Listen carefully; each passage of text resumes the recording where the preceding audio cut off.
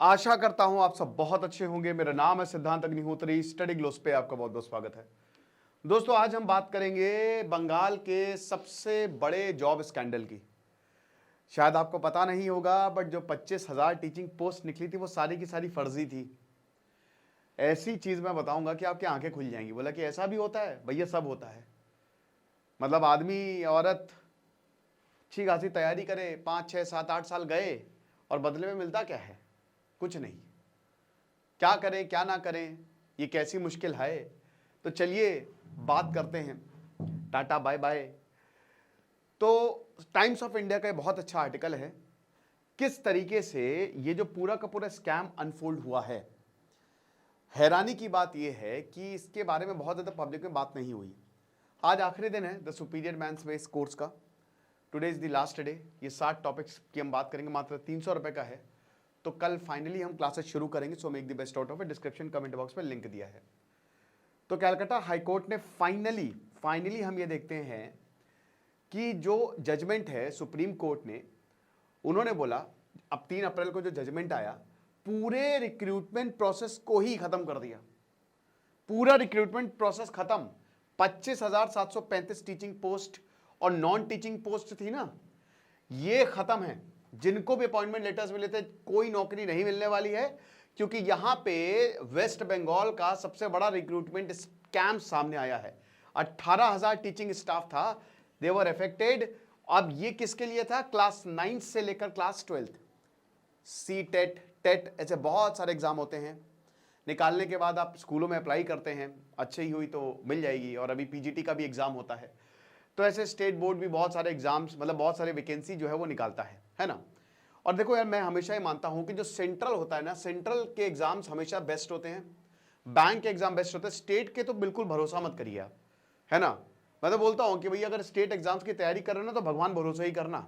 कुछ स्टेट बहुत बढ़िया है, कुछ के सर्विस सिलेक्शन बोर्ड जो है ना, पता नहीं, जो इनकी committee, service selection committee, recruitment process जो है वो 2016 से 2020 तक चला। अब यहाँ पे West Bengal service selection committee WBSSC जो इनके स्टेट एग्जाम्स कंडक्ट कराता है, देखिए क्या आरोप लगा है। तो कोर्ट ने बोला कि पूरा का पूरा प्रोसेस ही मैनिपुलेटिव है। समझ ही नहीं आ रहा है कि टेंटेड और अनटेंटेड कैंडिडेट्स कौन हैं। अब देखिए, इसमें बेचारे वो कैंडिडेट जिन्होंने मेहनत करके टीचिंग की पोजीशन पाई होगी, जो इतने लंबे समय से लड़ रहे हैं, उनकी भी जॉब गई। वो बेचारे फिर वेट करेंगे।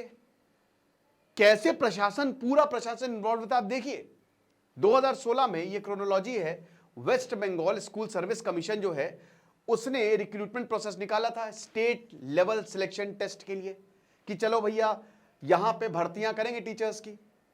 22 अप्रैल 2024 कलकत्ता हाईकोर्ट ने 25,753 टीचर्स, नॉन टीचिंग स्टाफ जो सरकार के स्कूल्स है ना, उसने बोला कि ये सब फर्जी है। हाई कोर्ट ने बोला अरे हटाओ इसे, ये गड़बड़ है। बहुत सारी पिटीशंस आई ना। उन्होंने बोला कि जो सिलेक्शन प्रोसेस है that is null and void, खत्म कर दिया पूरे प्रोसेस को। अब ये मामला क्या है? वेस्ट बंगाल फिर सुप्रीम कोर्ट गया 2024, पिछले साल। तो सुप्रीम हाई कोर्ट का ऑर्डर आया, सुप्रीम कोर्ट में फिर वेस्ट बंगाल गया, जो इनकी सरकार है, वेस्ट बंगाल बोर्ड। तो सुप्रीम कोर्ट ने बोला कि ये बिल्कुल सही है जो हाईकोर्ट का डिसीजन है, लेकिन हाँ, हम सीबीआई की जांच नहीं करवाएंगे। तो जो रिक्रूटमेंट स्कैम में सीबीआई की जांच रोक दी गई, लेकिन हाईकोर्ट के ऑर्डर को उन्होंने स्टे रखा। फिर 7 मई आता है, सुप्रीम कोर्ट ने हाईकोर्ट के ऑर्डर को भी स्टे कर दिया, ठीक है, कि नहीं नहीं, ये appointments you can not invalidate, ठीक है। उसके बाद 16 जुलाई आता है, सुप्रीम कोर्ट ने आखिरी अपॉर्चुनिटी दी लिटिगेंट्स को, वेस्ट बंगाल गवर्नमेंट की, भैया रिस्पॉन्सेस देंगे कि नहीं, जो हमने बताया है उसके रिस्पॉन्सेस कब मिलेंगे। 19 दिसंबर आ जाता है, फाइनल हियरिंग शुरू हो जाती है। फिर उसके बाद सब कुछ होता है, ठीक है, वो बहस होती है क्या हुआ क्या नहीं हुआ। लेकिन 3 अप्रैल को सुप्रीम कोर्ट, वैसे 10 फरवरी को वर्डिक्ट रिजर्व, लेकिन 3 अप्रैल को सुप्रीम कोर्ट ने ये पूरे प्रोसेस को ही बोल दिया कि बहुत बड़ा घपलेबाज, घपले वाला हिसाब किताब है यहां पे। तो गया कैसे स्कैम अनफोल्ड हुआ, इसका मैंने एक और लेक्चर लिया था पहले भी। तो इन्होंने कहा कि जो टेंडर नॉर्म्स होती है ना, उसको जो अपॉइंटमेंट हुई है वो बहुत खतरनाक हुई है। नाइसा, मिस नाइसा, इनको अपॉइंट किया गया था, और जो भी टेंडर नॉर्म्स है कि टेंडर निकलता है, उन सबको बाईपास करके अपनी मनमर्जी का, आमतौर पे क्या होता है ना कि देखिए ये बहुत बड़ा प्रोसेस होता है, ठीक है। आप टेंडर निकालते हैं, कोई अप्लाई करेगा या फिर इंटरव्यू होगा तो आप अपॉइंट करोगे, लेकिन यहां पे अपने हिसाब से अपॉइंटमेंट हुआ था। अब क्यों इनको इसलिए अपॉइंट किया था क्योंकि जो आपकी आंसर शीट होती है, देखिए घपला कहां पे होगा, घपला या तो पेपर में होगा, पेपर पहले लीक हो जाएगा, क्योंकि अल्टीमेटली आपको आंसर्स पता होने चाहिए। भाई सिलेक्शन प्रोसेस कैसे मैनिपुलेट होता है, जैसे मान लीजिए कि अब पोस्ट निकली है, बहुत सारे लोग चाहेंगे कि वो हमारी हो जाए। अब पहले के जमाने में बहुत सारे मुन्ना भाई मिल जाते थे। दूसरा तरीका ये होता है, मतलब पहला तो यही होता है कि किसी और को एग्जाम में बैठा दीजिए, वो तो अब इम्पॉसिबल है।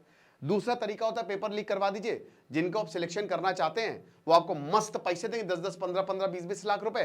तो आप क्या करेंगे, आप उनको पेपर दे दीजिए, उनको आंसर पता रहेंगे।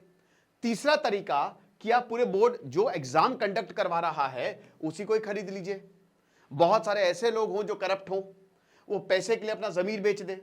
तो इससे हो गया क्या कि जो भी कॉपी इवैल्यूएट होगी भाई, क्योंकि ये तो बोर्ड ही करेगा ना, ये तो बोर्ड करेगा, तो जो भी कॉपी इवैल्यूएट होगी उससे क्या होगा, अपने हिसाब से चीजें वो कर सकते हैं। तो ये कहा गया। तो अब वही बताया कि यहां पे जो स्कैनिंग और इवैल्यूएटिंग आंसर शीट, इनको चुना गया था क्योंकि जब भी आप आंसर लिखते हो स्कैन होता है और पता चल जाता है स्कोर क्या होगा आपका, राइट।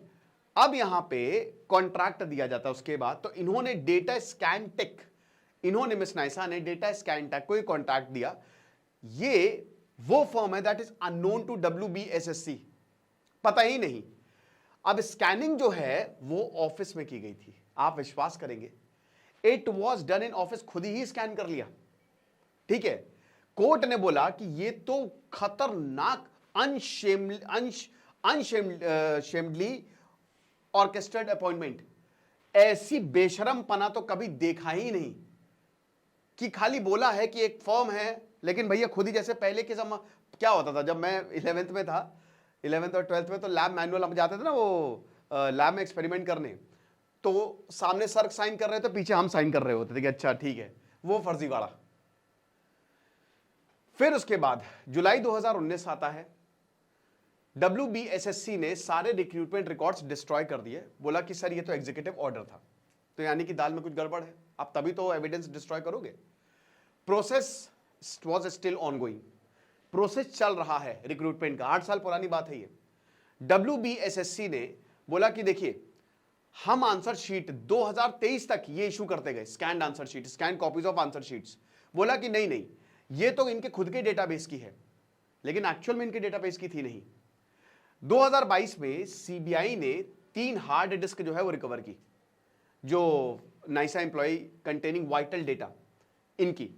अब इन्होंने बताया कि मास रैंक मैनिपुलेशन था, यानी कि हार्ड डिस्क में सब पता था, जिनकी रैंक कम थी उनको ऊपर कर दिया, जिनकी रैंक ऊपर थी उनको नीचे कर दिया।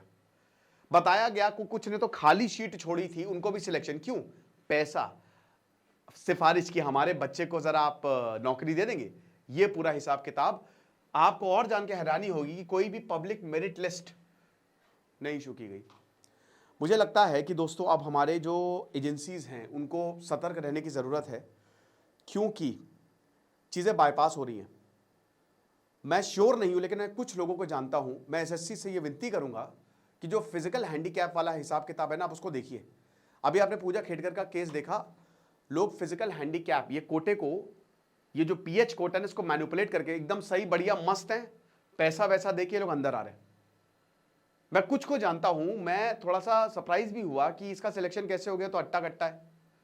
तो मैं SSC से ये विनती करूंगा कि कृपा करके आप इस लिस्ट को देखिए। जो PH कैंडिडेट है, क्या वो वाकई में किसी की सीट तो खा के नहीं आ रहे, करप्शन करके तो नहीं आ रहे। और ये सवाल अभी UPSC पे भी उठे थे। तो पब्लिक मेरिट लिस्ट जो है वो कभी इशू ही नहीं की, बस सिलेक्टेड कैंडिडेट्स की लिस्ट इशू की गई। मेरिट लिस्ट तो चाहिए ना, कितने मार्क्स आए, क्या रैंक है, नहीं नहीं, बस यही सिलेक्टेड कैंडिडेट है। ये क्या बात हुई भाई? आप ये तो क्लास में भी जब हम एग्जाम देते थे तो पता चलता था ना कि हमारी रैंक कौन सी है, हमारे कितने मार्क्स हैं। ऐसा थोड़ी ना था कि भैया बस यही कैंडिडेट है, बाकी सब फेल, भागो यहां से। ब्लैंक आंसर शीट को अपॉइंटमेंट के लिए क्लियर कर दिया गया था। 8163 कैंडिडेट्स दे वर मैनिपुलेटेड, इनकी शीट्स को मैनिपुलेट किया गया था CBI के हिसाब से। तो 25,000 तो पोस्ट थी। समझ रहे ना आप, लाखों लोगों ने एग्जाम दिया होगा, 25,000 पोस्ट, उसमें से 8,163 का तो अपॉइंटमेंट पक्का था। 1498 लोग देवर अपॉइंटेड, कोई एग्जाम के लिए कभी अपियर नहीं हुए या आए नहीं इस एग्जाम को देने, फिर भी जाओ बेटा तुम्हारा जाओ है तुम्हारी। 23,355 इनको और अपॉइंटमेंट लेटर मिला। एक्चुअल वैकेंसी कितनी थी, लेकिन ये 2,355 और वैकेंसी क्रिएट की गई। वाह, ये चीज है। तो बोला कि भैया जब ये सब हुआ तो बोला कि एक्स्ट्रा पोस्ट लाना, जो इनएलिजिबल अपॉइंटी हैं उनको रिटेन करने के लिए इन्होंने कहा कि एक्स्ट्रा पोस्ट क्रिएट करते हैं। क्योंकि भाई जाहिर सी बात है ना कि आपके पास तो एप्लीकेशन आ गई, तो ये कहां से 2,355 नंबर आया, एक्स्ट्रा कहां से आ रहे हैं, पोस्ट क्रिएट की गई है जिन्होंने कभी एग्जाम दिया ही नहीं। तो कैलकाटा हाई कोर्ट ने बोला कि स्टेट कैबिनेट ने इसको अप्रूव किया, यानी कि कहीं ना कहीं स्टेट इन्वॉल्व था। ममता दी, कोर्ट ने बोला कि ये बहुत ही शॉकिंग है और सीबीआई की प्रोब को ऑर्डर किया। बोला कि ये तो बहुत ही खतरनाक हिसाब किताब हो रहा है कि आप तो फर्जी पोस्ट आपने बना ली। ये चीज है, लोगों ने अपॉइंटमेंट लेटर्स लिया, they were not allowed to join नहीं, क्योंकि भाई वैसे भी मामला कोर्ट में था। 4th phase of the counselling ये आया ही नहीं, इसका कोई पब्लिकेशन ही नहीं हुआ। ठीक है, रैंक जंपिंग हमको देखने को मिली कि बहुत लोग ऊपर चले गए जिनका कुछ भी नहीं था। खैर जिन्होंने एग्जाम नहीं दिया उनको अब जब अपॉइंटमेंट लेटर मिल रहा तो आप देख ही सकते हैं, पिक एंड चूज मेथड था कि बताओ बस हाथ रख दो वही कैंडिडेट तुम्हारा। कोई मेरिट लिस्ट, कभी कोई पब्लिक मेरिट लिस्ट जो इशू नहीं की गई। जो ग्रुप डी के कैंडिडेट्स थे उसमें भी यही हुआ कि उनकी पूरी की पूरी लिस्ट को इग्नोर कर दिया गया, क्योंकि नॉन टीचिंग भी तो था ना, या टीचिंग और नॉन टीचिंग दोनों था।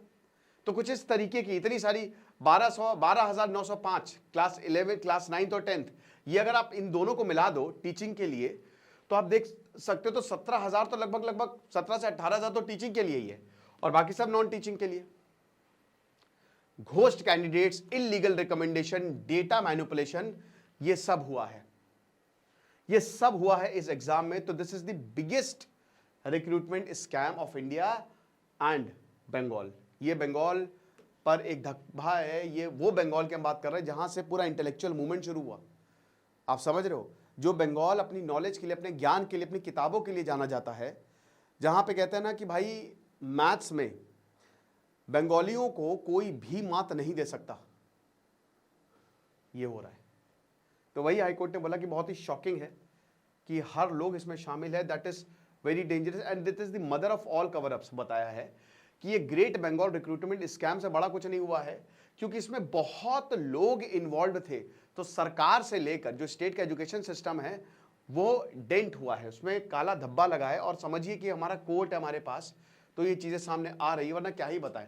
रिकॉर्ड्स को डिस्ट्रॉय किया गया, शेल कॉन्ट्रैक्टर जो कभी थे ही नहीं उनको दिखाया गया रिकॉर्ड में, स्टेट कैबिनेट एंडोर्समेंट की इलीगल रेगुलराइजेशन हुआ है। अब बताइए कि ये सब कुछ हुआ तो सीधा सुप्रीम कोर्ट चले गए, मतलब आ बैल मुझे मार वाली बात हो गई। तो वही बोला कि बहुत ही खतरनाक है, फ्रॉड अलग ही लेवल का है और ऐसा नहीं होना चाहिए क्योंकि डेंजरस है। और अल्टीमेटली हमको पता है कि इनडायरेक्टली ये स्टूडेंट्स को किस तरफ ले जाता है जो प्रिपेयर कर रहे हैं। शानदार कोर्स द सुपीरियर मैंस में आप अवेल करिए, डिस्क्रिप्शन कमेंट बॉक्स में लिंक दिया है। खुश रहिए, पढ़ते रहिए। दिस इज सिद्धांत अग्निहोत्री साइनिंग ऑफ।